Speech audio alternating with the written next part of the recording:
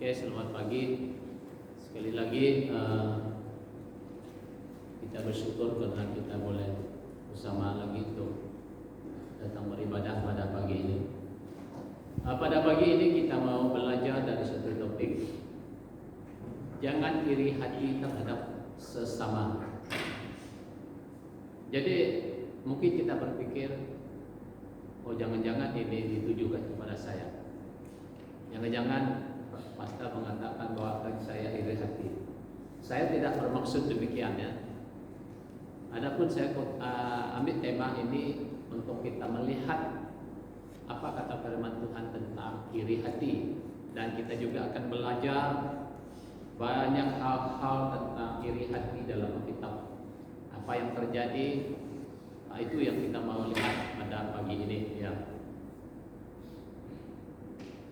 Kalau kita lihat di definisi tentang iri hati ya, iri hati didefinisikan sebagai suatu perasaan tidak senang atas keunggulan atau keuntungan orang lain. Dalam Alkitab sering disebut dengan kedengkian atau dendam. Iri hati harus dibedakan daripada cemburu. Dari cemburu, kita cemburu atas kepunyaan kita iri hati kepada kepunyaan orang lain. Cemburu ialah takut kehilangan apa yang dimilikinya. Iri hati adalah sakit hati melihat orang lain punyaan. Iri hati sangat merusak kehidupan. Seseorang yang iri akan berusaha merusak kebaikan-kebaikan yang nampak dalam diri orang lain. Iri hati membuat orang merendahkan reputasi baik orang dan memutarbalikkannya ke dalam nama yang buruk. Jadi kalau kita lihat iri hati ini memang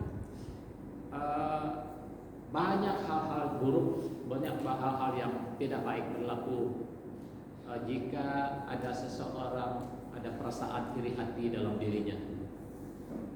Jadi itu yang kita mau melihat nanti ya. Mari kita lihat yang pertama. Ini dalam Alkitab, pembunuhan yang pertama terjadi adalah Kain membunuh Habel karena iri hati. Karena iri hati terjadi pembunuhan yang pertama.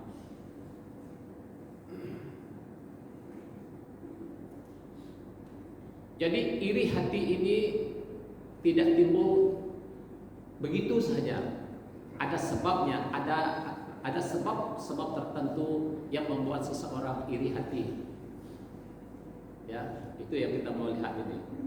Jadi apa sebabnya Kain iri hati terhadap adiknya Habel? Kita lihat Kain mempersembahkan persembahan kepada Tuhan. Ini kedua-duanya adik-beradik ini mereka mempersembahkan persembahan kepada Tuhan. Jadi kalau kita lihat kisah keduanya, dan Habel menjadi peternakan dan menggembalakan kambing domba.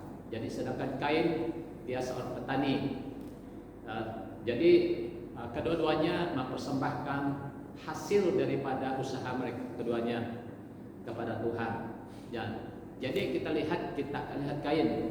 Tetapi Kejadian pasal 4 ayat 5. Tetapi Kain dan persembahannya tidak diindahkannya. Saya hanya ringkaskan ayat itu saja.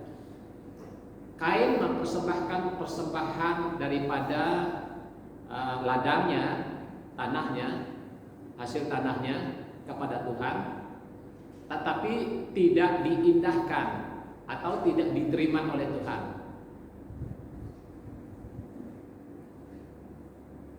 Habel mempersembahkan persembahan kepada Tuhan. Jadi Habel juga mempersembahkan persembahan kepada Tuhan. Jadi ayat 4. Habel juga mempersembahkan korban persembahan dari anak sulung kambing dombanya, yakni lemak-lemaknya, maka Tuhan mengindahkan Habel dan korban persembahannya. Jadi di situ kita lihat dua beradik-beradik ini sama-sama mempersembahkan sesuatu kepada Tuhan sesuai dengan apa yang diperoleh keduanya. Tetapi persembahan Kain tidak diterima Tuhan, sedangkan Habel diterima oleh Tuhan persembahannya, yaitu anak sulung dari kambing dombanya. Jadi pertanyaannya, mengapa Tuhan tidak menerima persembahan Kain sedangkan dia menerima persembahan Habel? Sebab kalau kita lihat persembahan keduanya, memang itu tidak salah mereka mempersembahkannya sesuai dengan kemauan atau keinginan keduanya untuk mempersembahkan sesuatu kepada Tuhan. Tetapi persembahan Kain adalah sesuatu persembahan yang menggambarkan, yaitu bahwa ada gambaran di dalam persembahan Kain, yaitu pertumpahan darah, yaitu domba dan ekor sembelih dari mati, dan akhirnya kelak bahwa Yesus menjadi anak domba Allah dikorbankan sebagai penghapus dosa manusia. Jadi ini kalau kita lihat persembahan Kain tidak diterimakan Tuhan, bukan berarti bahwa persembahan itu tidak baik, tetapi hanya dari sudut pandang Allah tidak sesuai. Sebab konsep penebusan dosa nanti adalah melalui darah, yaitu orang Israel hanya mempersembahkan kambing domba untuk menghapus dosa, tetapi akhirnya menjadi Tuhan Yesus satu-satunya pengorbanan yang sejati. Jadi itu maksudnya persembahan Kain yang tidak diterima sedangkan Habel diterima. Nah, jadi yang kita lihat lagi ialah inilah sebabnya Kain iri hati, sebab persembahannya tidak diterima. Tetapi mengapa dia iri hati terhadap adiknya? Sebab persembahan adiknya diterima Tuhan, lalu dia iri hati kepada adiknya Habel. Akibat dari iri hati Kain membunuh adiknya Habel. Akhirnya ketika kebencian itu telah menguasai hati Kain, dan akhirnya mencari jalan bagaimana cara dia mau membunuh adiknya. Akhirnya dia berkata begini, ayat 9. Kata Kain kepada Habel adiknya, marilah kita pergi ke padang. Ketika mereka di padang, tiba-tiba Kain membunuh Habel adiknya itu, lalu membunuh dia. Memukul adiknya itu, lalu membunuh dia. Jadi dia mencari jalan bagaimana cara dia membunuh adiknya, yaitu membawa dia di padang. Yaitu buah daripada kedengkian, buah daripada iri hati yang tadi, akhirnya terjadi pembunuhan.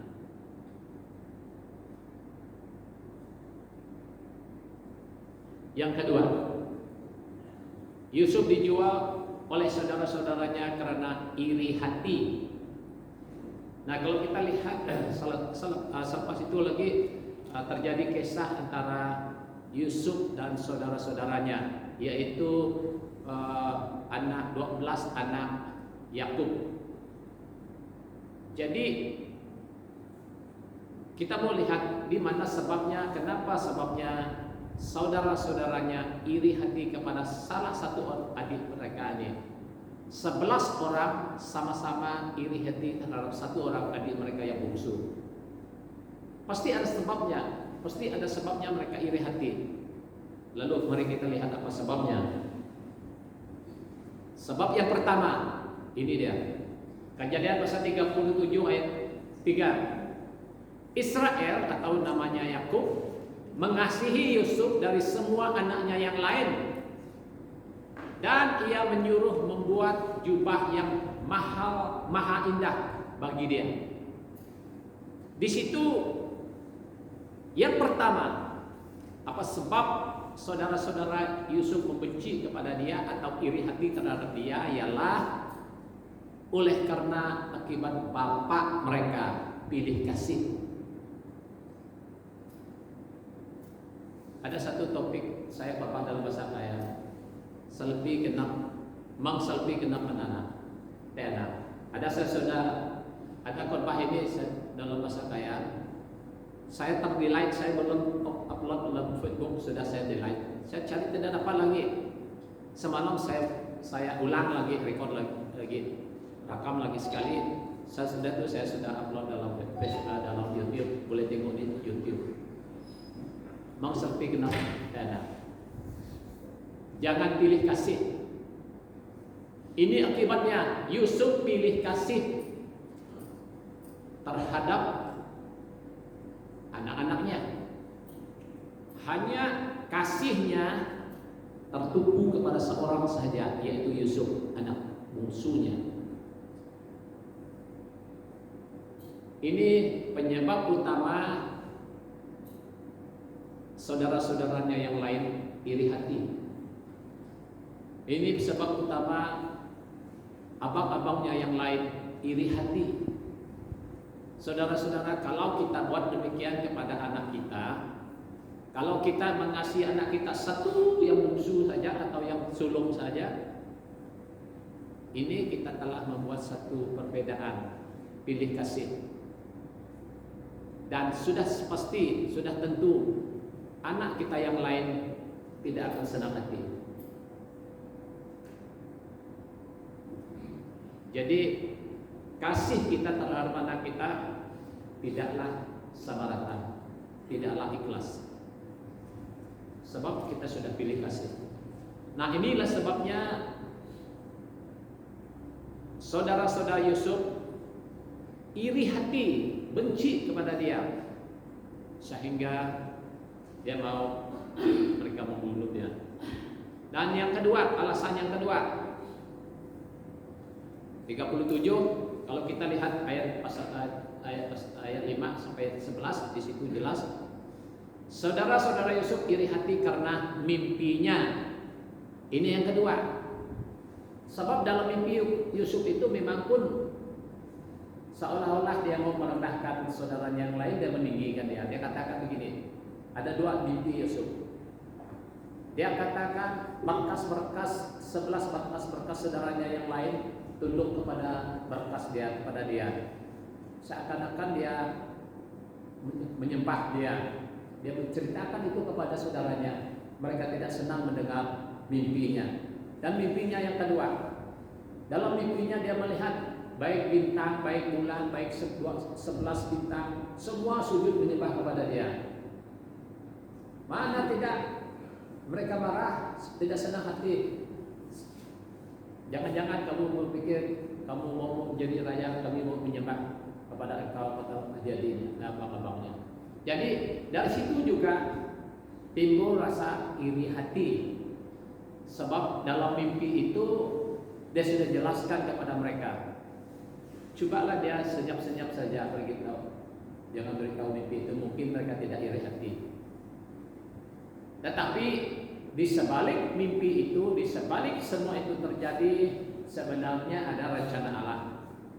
Nah, oleh karena mimpi Yusuf itu, kita baca ayat ini dalam Perjanjian Baru, Kisah Para Rasul 7 ayat 9. Kisah Para Rasul 7 ayat 9. Karena iri hati, bapak-bapak leluhur kita menjual Yusuf ke tanah Mesir, tetapi Allah menyertai dia. Nah, karena iri hati, mereka iri hati. Yang pertama karena bapak mereka telah pilih kasih. Yang kedua karena mimpinya yang seakan-akan meninggikan dia dan merendahkan adik abang-abangnya. Dan akhirnya Yusuf, sebelum Yusuf dijual, sebenarnya Yusuf hampir mau dibunuh oleh saudara-saudaranya. Tetapi Ruben menyelamatkan dia. Jangan bunuh dia, sebab dia adik kandung kita, jangan bunuh dia. Kebetulan datang satu orang Ismail datang lewat di situ. Itu satu orang Ismail, kita jual dia. Lebih baik kita jual dia daripada kita membunuh adik kita sendiri, kata Ruben. Yaitu mereka jual dia kepada orang Ismail tuh, orang Midian. Orang itu juga menjual dia kepada di Mesir, kepada Potifar di Mesir. Dan akhirnya Yusuf dijual karena bermula dari iri hati, bermula daripada benci, dengki, dendam, Tetapi kata firman Tuhan, tetapi Tuhan menyertai Yusuf. Manusia mereka rekakan yang jahat, tetapi Tuhan mereka rekakan yang baik. Rencana Tuhan yang indah melalui kejahatan. Jadi akhirnya kita tidak perlu sebut tentang Yusuf selanjutnya. Oke, sampai di situ kita lihat tentang Yusuf.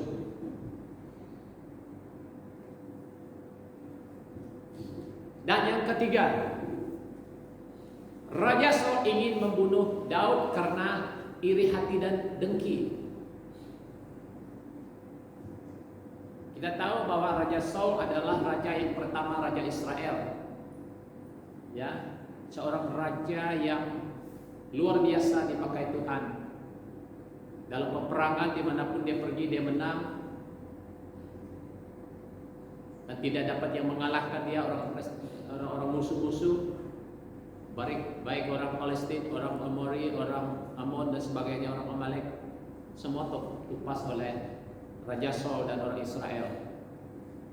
Tetapi keadaan berubah setelah Saul ubah setia dan terjadi sesuatu yang lain, dan Tuhan memilih raja yang baru, yaitu Daud. Walaupun Daud tidak seketika itu juga menjadi raja, tidak. Tetapi lama selepas dia sudah diurapi baru dia dapat menjadi raja. Bukan usia Daud sekitar belasan tahun waktu Samuel mengurapi dia menjadi raja. Tetapi dia tidak menjadi raja, dia menjadi pelayan kepada Saul. Dan kelak akhirnya dalam usianya sudah kurang lebih 40 tahun baru dia dapat menjadi raja. Dan banyak pengalaman pahit yang dilalui oleh Daud, dan akhirnya benar-benar dia menjadi raja. Nah, tapi kita lihat dulu, Raja Saul ingin membunuh Daud karena iri hati dan dengki. Mula-mula memang Saul mengasihi Daud, tidak langsung membenci dia, tidak. Mula-mula dia mengasihi dia. Saul mengasihi Daud. Kita lihat ayat ini. Samuel 16 ayat 21. Demikianlah Daud sampai kepada Saul dan menjadi pelayannya. Saul sangat mengasihinya dan ia menjadi pembawa senjatanya. Ketika dia perang, Daud pergi dan membawa senjata Raja Saul. Dikatakan Saul sangat mengasihinya, yaitu mengasihi Daud. Kalau sangat mengasihinya itu artinya bahwa Daud itu sangat-sangat dikasihi oleh Raja Saul. Di dalam peperangan Daud pergi. Dan keadaan berubah ketika selepas itu, ketika orang Israel kembali dari perang sesudah mengalahkan orang Palestina. Ini terjadinya kebencian mula-mula yang timbul dalam hati perasaan Raja Saul terhadap Daud. Satu ketika mereka sudah kembali sesudah berperang melawan orang Palestina.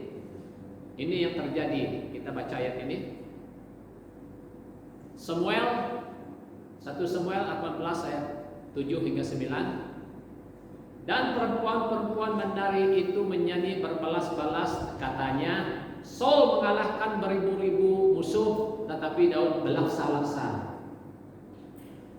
Lalu bangkitlah amarah Saul dengan sangat, dan perkataan itu menyebal hatinya, sebab pikirnya kepada Daud diperhitungkan mereka berlaksa-laksa, tetapi kepadaku diperhitungkan beribu-ribu. Akhirnya jabatan raja itu pun jatuh kepadanya. Sejak hari itu maka Saul selalu mendengki Daud.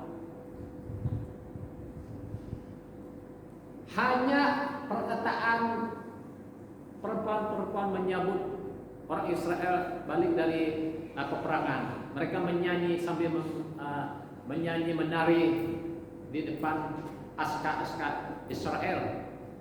Lalu nyanyian mereka berbunyi demikian, dan perempuan-perempuan yang menari-nari itu menyanyi berbalas-balas.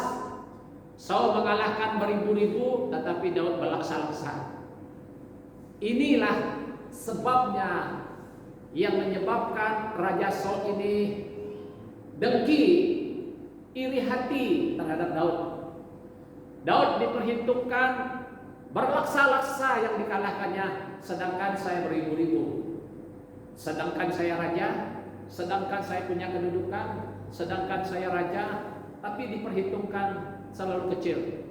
Lalu dia iri hati, benci terhadap Daud. Saudara-saudara, hal yang seperti ini banyak kali terjadi di dalam kehidupan kita.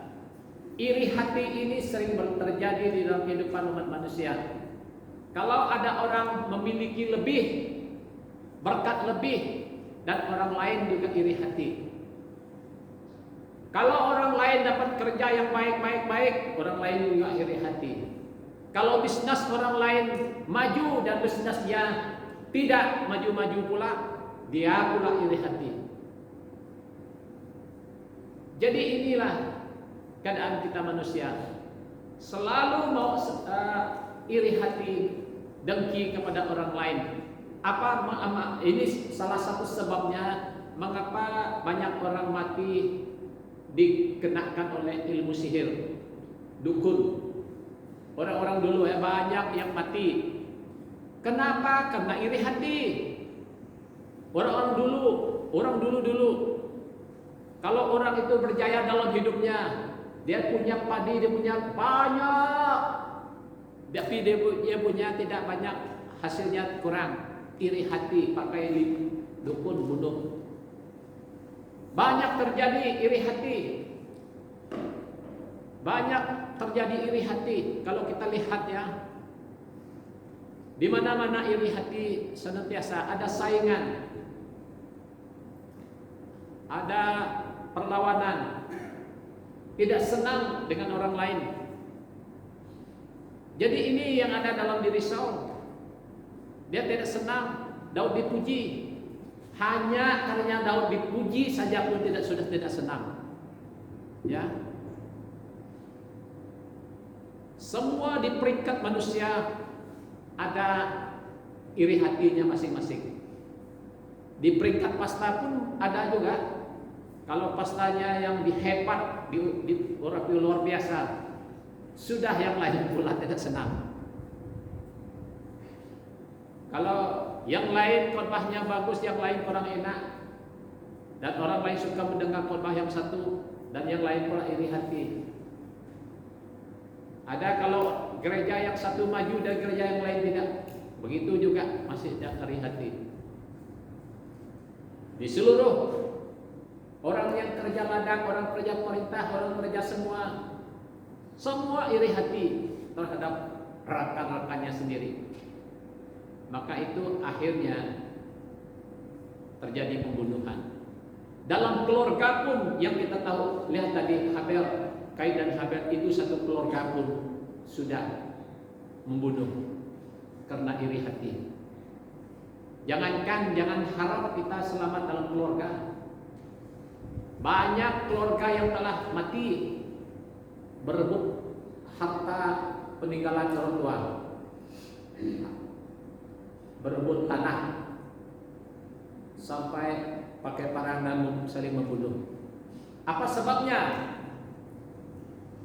Sebab orang tua sudah buat salah, beri lebih kepada anak yang satu, beri kurang kepada anak yang lain. Mana tidak, akhirnya bapaknya meninggal dan anak yang hidup bergaduh dan saling membunuh karena iri hati. Mengapa tadinya bapaknya waktu dia hidup bagi sama rata supaya tidak ada pergaduhan? Itu sepatutnya. Kalau kita buat cara yang tidak betul dan akhirnya terjadi pembunuhan dalam keluarga yang sudah jelas kita lihat dalam keluarga Kain dan Habel karena iri hati. Jadi oleh itu saudara-saudara, betapa bahayanya iri hati ini. Iri hati, dalam gereja pun banyak orang iri hati. Ya, saya tak mau sebut dalam pihak pemerintah dan sebagainya. Kalau kita lihat pada zaman Ahasuerus, Raja Ahasuerus, pemerintahannya pada waktu itu, pemimpin-pemimpin menteri-menteri iri hati terhadap Meshach, Shadrach dan Abednego. Pemimpin-pemimpin pada waktu itu iri hati terhadap Daniel, cari jalan menjatuhkan mereka, dan akhirnya berhasil buang Daniel dalam lubang singa, tetapi diselamatkan Tuhan. Akibat daripada iri hati. Jadi walaupun Meshach, Shadrach, Abednego dibuang dalam perapian yang menyala-nyala, tetapi diselamatkan oleh Tuhan. Sebenarnya bermula daripada iri hati, sebab mereka ini lebih bijaksana daripada yang lain. Semuanya iri hati ini selalu menguasai hati manusia, sehingga akibatnya terlalu fatal.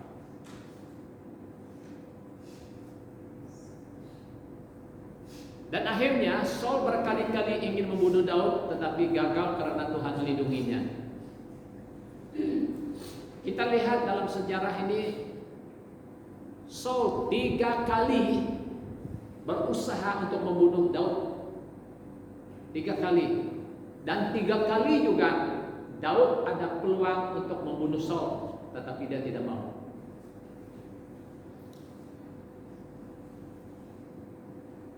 Jadi akhirnya, andai kata kalau Tuhan tidak melindungi Daud, sudah pasti Daud sudah mati dibunuh oleh Saul. Jadi betapa bahayanya perasaan iri hati. Segala keadaan iri hati, sebab bermula daripada iri hati akan timbul kebencian, akan timbul kedengkian dan sebagainya yang lainnya, dan terjadinya hal-hal membunuh.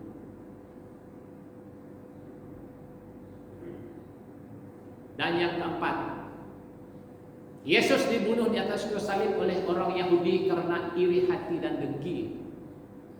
Nah, kalau kita lihat Yesus mati di atas kayu salib, banyak orang berpikir begini: hanya Yesus mati di atas kayu salib untuk menebus dosa umat manusia. Memang betul, memang betul.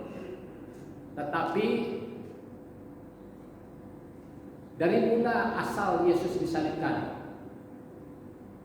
Yaitu dari iri hati, dari dengki. Yesus tidak sebegitu saja disalibkan untuk menghapuskan dosa manusia. Tidak, saudara. Yesus tidak langsung datang dan lalu disalibkan begitu saja, tanpa ada iri hati dan benci terlebih dahulu yang menguasai para pemimpin-pemimpin Israel ketika itu. Jadi iri hati, kebencian, dengki, menolak Yesus, dan akhirnya menghasut orang lain, bunuh dia. Tetapi di sebaliknya, rencana Tuhan digenapi, yaitu rencana penebusan dosa. Kita baca ayat ini, Markus 11 ayat 1. Pagi-pagi benar, imam-imam kepala bersama tua-tua dan ahli-ahli Taurat dan seluruh mahkamah agama sudah bulat mufakatnya. Mereka membelenggu Yesus lalu membawanya dan menyerahkannya pada Pilatus. Ayat 9. Pilatus menjawab mereka dan bertanya, apakah kamu menghendaki supaya ku bebaskan raja orang Yahudi ini? 10. Ia memang mengetahui bahwa imam-imam kepala telah menyerahkan Yesus karena dengki. Nah, bayangkan orang-orang menyalibkan Yesus bukan orang sembarangan, yaitu imam-imam kepala bersama tua-tua, ahli-ahli Taurat, seluruh mahkamah agama. Siapa ini ahli-ahli Taurat? Orang Farisi, orang Saduki, orang-orang ahli Taurat yang tahu tentang hukum Taurat. Mereka ini adalah pengajar-pengajar Yahudi yang mengajar orang dengan jalan Tuhan. Dan mereka semua ini bukannya orang sembarangan. Orang yang dipandang, orang yang pengajar, orang yang memimpin kehidupan rohani umat Israel. Tetapi merekalah orang yang dengki dan iri hati terhadap Yesus. Kenapa mereka iri hati terhadap Yesus? Sebab Yesus lebih bijaksana, lebih berkuasa, lebih pintar daripada mereka, dan pengikut Yesus lebih ramai daripada pengikut mereka, dan akhirnya mereka dengki. Ini penyebabnya. Sebab Yesus ini jauh beda daripada mereka. Yesus mengajar mereka dengan cara yang luar biasa, bukan saja dengan mengajar dengan rasa yang luar biasa hikmatnya, tetapi juga dengan disertai dengan tanda-tanda dan mujizat-mujizat luar biasa. Orang mati bangkit, segala jenis penyakit disembuhkan, roh setan, roh iblis hanya dia katakan keluar, iblis setan terus lari. Maka tidak ada pengajar-pengajar, tidak ada orang-orang yang seperti dia. Dan akhirnya inilah pemimpin-pemimpin Yahudi menjadi benci dan iri hati kepada dia dan mencari jalan bagaimana menangkap dia dan menyalibkan dia. Dan mereka menghasut dia, mereka menghasut orang banyak untuk menyalahkan Yesus. Berbagai tuduhan-tuduhan yang palsu, tuduhan-tuduhan yang bohong. Jadi bagaimana cara mereka mau untuk menyalibkan Yesus, tetapi sebenarnya Pilatus ketika itu dia tidak tahu kesalahan Yesus. Tak ada alasan apapun, tetapi yang dia tahu ayat 10, yaitu Pilatus, ia memang mengetahui bahwa imam-imam kepala telah menyerahkan Yesus karena dengki. Dia tahu, Pilatus sendiri tahu, karena mereka menyerahkan Yesus hanya karena dengki, karena iri hati. Saudara-saudara, inilah yang seperti yang saya katakan tadi, di mana ada saingan, di mana orang yang lebih bijak daripada kita, akan ada orang iri hati. Kalau di kampung pun banyak orang iri hati. Dulu saya seorang yang suka memburu, ada juga orang yang tidak senang. Dia saja yang dapat, kita tidak. Jadi dalam hati ada iri hati. Jadi orang lain ada saja, apa saja yang orang buat iri hati. Ada orang lain dapat ini tapi dia tidak dapat, dan akhirnya iri hati. Bersaing terus. Jadi inilah alasannya mengapa Yesus disalibkan, karena iri hati, dengki.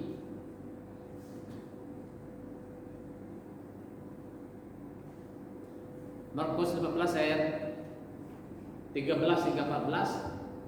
Maka mereka berteriak lagi, katanya, salibkan dia. Lalu Pilatus berkata kepada mereka, tetapi kejahatan apakah yang dilakukannya? Namun mereka semakin keras berteriak, salibkan dia, salibkan dia. Pilatus bertanya, apa kejahatannya? Kalau kita di mahkamahnya, tak mungkin seseorang dipenjarakan kalau dia tidak bersalah. kalau dia tidak dapati bersalah. Mustahil dan tidak mungkin. Atas tuduhan-tuduhan pun Pilatus menyelidikinya dengan seksama. Apa kesalahannya? Orang katakan beginilah, begitulah. Oh, dia mengatakan dia beruntung kepada Allah ketika hari dia mau mendirikannya. Ada yang mengatakan, oh dia mengatakan dia raja orang Yahudi. Ada yang mengatakan dia menghujat Tuhan. Macam-macam tuduhan. Tetapi apabila Pilatus mendengar semua tuduhan itu, tidak seharusnya dia mati. Itu sebab Pilatus mengatakan di sini. Lalu Pilatus berkata kepada mereka, tetapi kejahatan apakah yang dilakukannya? Memang tidak ada. Tapi yang hanya mereka mau salibkan dia, karena dengki, karena iri hati. Tetapi mereka tidak tahu di sebaliknya ada rencana keselamatan yang Tuhan sediakan. Andai kata kalau Tuhan Yesus membela dia pun senang saja, mudah saja, tapi dia tidak mau. Supaya rencana keselamatan itu digenapi atau dilaksanakan melalui dia. Ayat 15b, tetapi Yesus disesahnya, lalu diserahkannya untuk disalibkan. Lalu diserahkannya untuk mereka disalibkan. Akhirnya Yesus tergantung mati di atas kayu salib. Ayat 50, Yesus berseru pula dengan suara yang nyaring lalu menyerahkan nyawanya. Tetapi sebelum Yesus menyerahkan nyawanya, betapa menderitanya Yesus. Ya, kalau kita lihat dalam ayat ini ya, dan daripada ayat yang sebelumnya di mana dia diolok-olok, dia dipukul dengan buluh, dia diludah, dia disepak dan dipakai macam-macam. Dia mengolok-olok dia. Betapa sakitnya, betapa menderitanya Yesus. Bayangkan saja dia dipaku, tangannya lalu digantung, lalu dimahkotakan dengan mahkota duri, dan berbagai-bagai penderitaan siksaan yang Yesus alami sebelum dia menyerahkan nyawanya di atas kayu salib. Semuanya karena dengki oleh pemimpin-pemimpin agama Yahudi. Tetapi di sebaliknya Tuhan menyelamatkan umat manusia melalui kematian Tuhan Yesus di atas kayu salib. Saudara-saudara, itu yang kita lihat betapa iri hati ini merupakan satu kejahatan, dosa yang sangat-sangat keji dan yang sangat merosakkan. Jadi saya tidak menyebut hal-hal yang lain berkaitan dengan pemerintah yang lainnya. Hanya setakat ini yang kita lihat. Bagaimana hal-hal yang lain lagi, tetapi saya rasa inilah yang saya boleh sampaikan pada pagi ini, yaitu tentang iri hati, yaitu supaya kita jangan pernah iri hati sesama kita sebagai umat Tuhan. Ya, sebab iri hati ini walau tidak nampak, iri hati ini tidak nampak. Dalam segi kita memfitnah orang lain, menjahat-jahatkan orang lain, di sebaliknya sebenarnya ada iri hati. Kalau kita asik-asik mau menjahat-jahatkan orang lain, asik-asik mau menyalah-nyalahkan orang lain, di sebalik maksud itu ada iri hati. Itu yang kita jaga, itu yang kita hati-hatikan, supaya jangan sampai timbul rasa iri hati dalam diri kita sehingga kita mengeluarkannya dengan kata-kata yang memfitnah dan kata-kata yang menyalahkan dan sebagainya. Oleh itu, saudara-saudaraku semua, dari pada pagi ini kita telah belajar 4 poin tentang iri hati. Saya harap ini dapat membantu kita untuk kita tetap setia, tetap tidak melakukan perkara yang sama dalam kehidupan kita. Ya, mari kita bangkit berdiri dan kita berdoa.